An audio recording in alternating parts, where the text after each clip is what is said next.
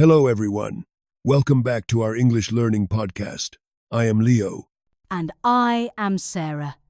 It is great to be here with you all today. Sarah, today we have a very interesting topic. We are talking about education in China.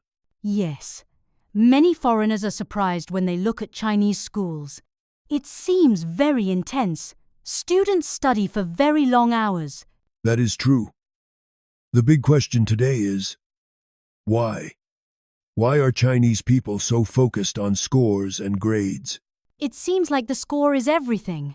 So Leo, as someone who grew up in China, can you tell us a little bit about it? Sure. To understand this, you have to know one word. It is the most important word in a Chinese student's life, Gaokao. Gaokao. I have heard of this. It is the university entrance exam, right? Yes, exactly. But it is not just a normal test. It is a huge, life-changing event. It happens every year in June. Why is this one test so important? In many Western countries, universities look at your grades, your hobbies, and your volunteer work. In China, for most students, the Gaokao score is the only thing that matters. The only thing? That sounds crazy. It sounds crazy, but it is the reality.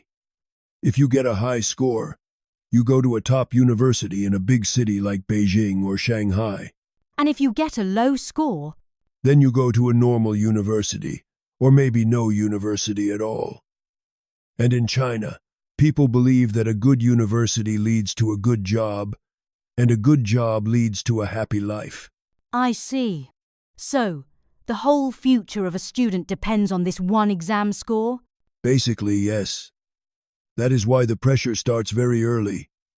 Even in primary school, parents want their kids to get high scores. They want them to be ready for the Gaokao in the future. That brings up another question. Is it just about the exam? Or is it cultural? It is also cultural. You know, China has a very large population. There are so many people. Right. More than 1.4 billion people. Yes. So the competition is very fierce.